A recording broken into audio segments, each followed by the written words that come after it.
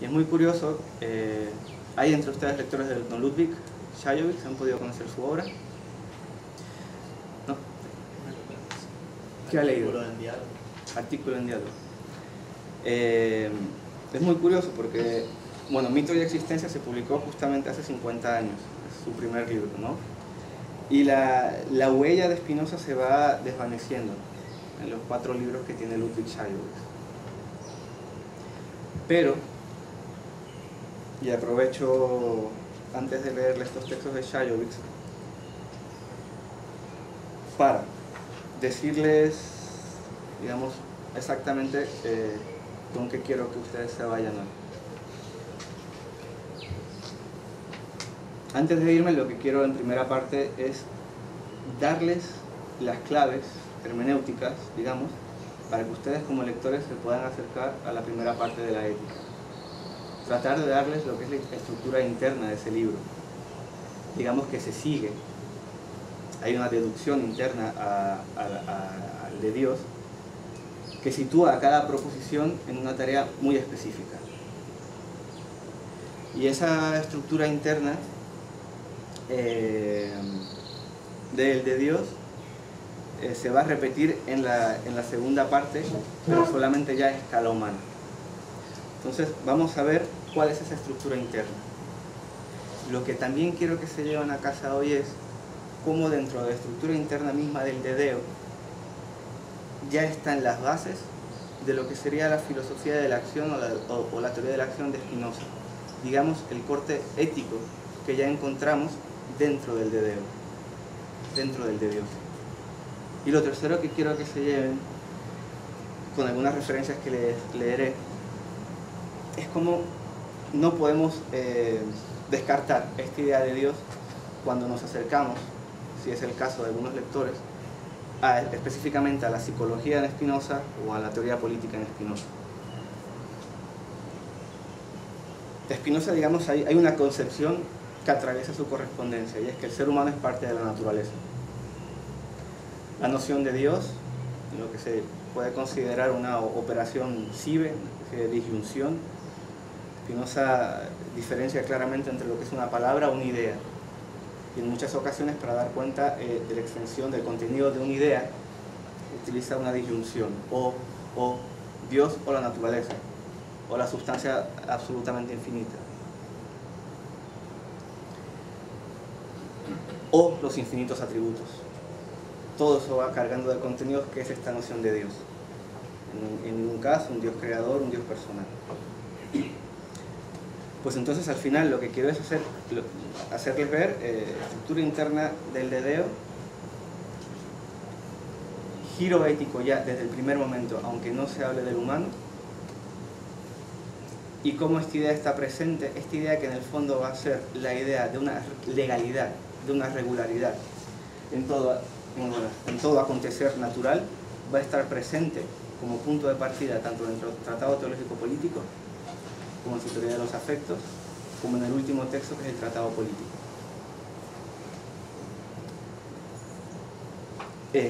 Da la buena casualidad que el profesor Šajowicz, en este texto del 62, y es muy curioso que se acerque de esta manera a la noción de lo necesario en Spinoza, y en ese sentido sería paralelo a una experiencia, a la experiencia de vida, aquellos que estamos haciendo el curso de Reyes Mates, pues paralelo a una experiencia de exterminio, de debacle en la Segunda Guerra Mundial, pero curiosamente Šajowicz va a ser un autor muy alejado de la noción de esperanza, así como hemos indagado bastante en la noción de esperanza. A ese respecto, pues pueden ver ustedes una nota en el que habla de la esperanza como inmadurez en los nuevos sofistas. Pero yo lo que quería leerles es esto, porque hay un punto en el que entiendo en la clave. En el primer texto, acuérdense los últimos versos de Jorge Luis Borges: el más pródigo amor les fue otorgado, el amor que no espera ser amado. Digamos, ante el Dios de Spinoza no se le reza, y estamos muy alejados de un Dios del mérito. Spinoza hace un esfuerzo por desantropomorfizar el concepto de Dios. Ese concepto es eso, es un concepto, va a ser una idea. Una idea que,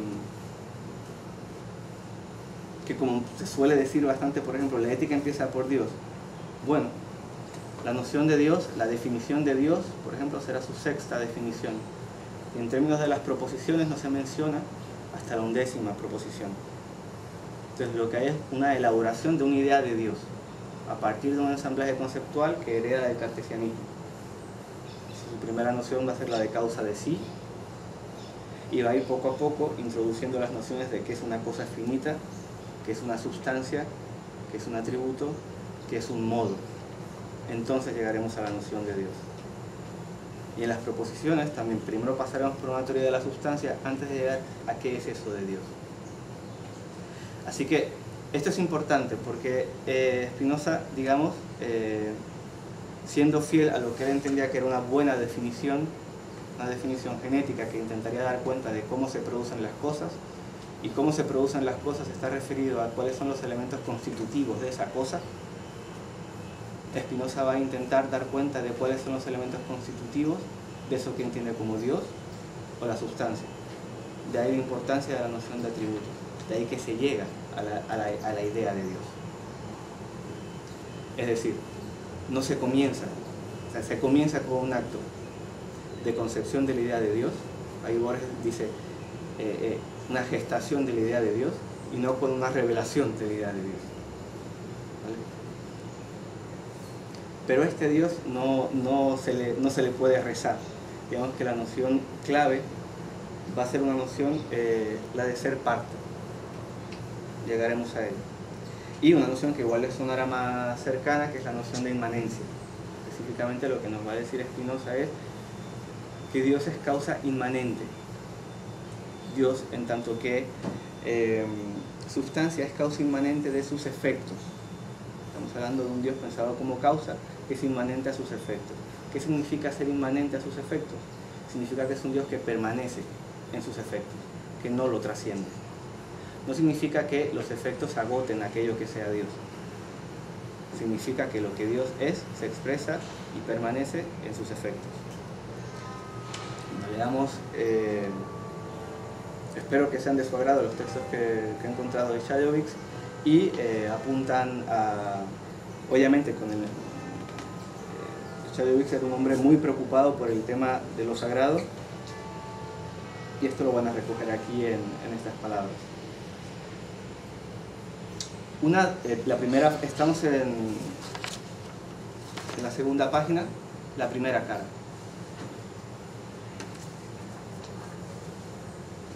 Una de las más bellas frases de su ética apunta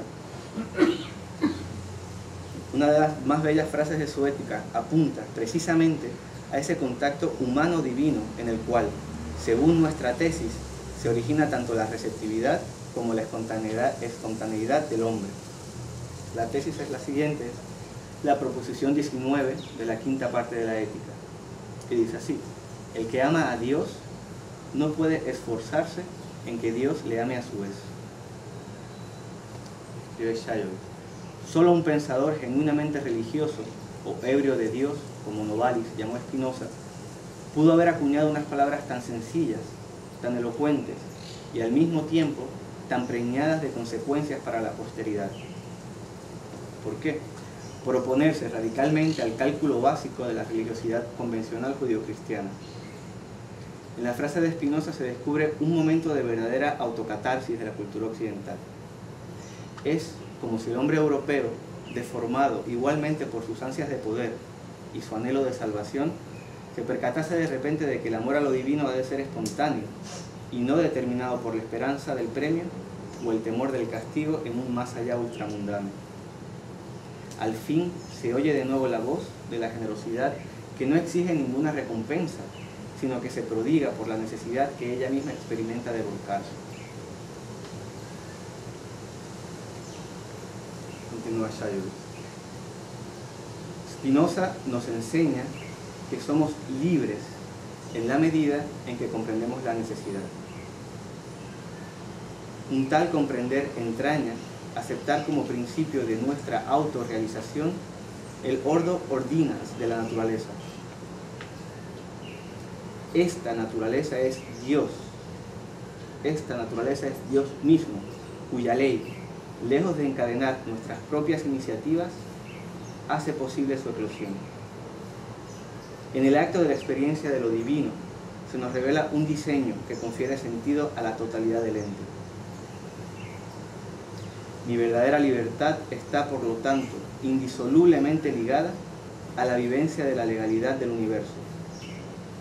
Descubriendo mi libertad como parte integrante de esta necesidad cósmica, Dios o el hado, o sea, como profunda necesidad interior, en oposición a la arbitrariedad de un querer inauténtico, no hago otra cosa que llegar a conocerme a mí mismo. El cosmos y mi propio ser, he aquí dos polos que se aclaran recíprocamente. ¿Acaso la autonomía humana, bien entendida, no nos remite a una cosmonomía? Hay dos corolarios afectivos de este descubrimiento. Uno eufórico, en cuanto mi comprensión planifica todas las cosas, librando al mundo de su contingencia, y otro un tanto angustioso, ya que no puedo menos que reconocer mi responsabilidad como coautor del universo.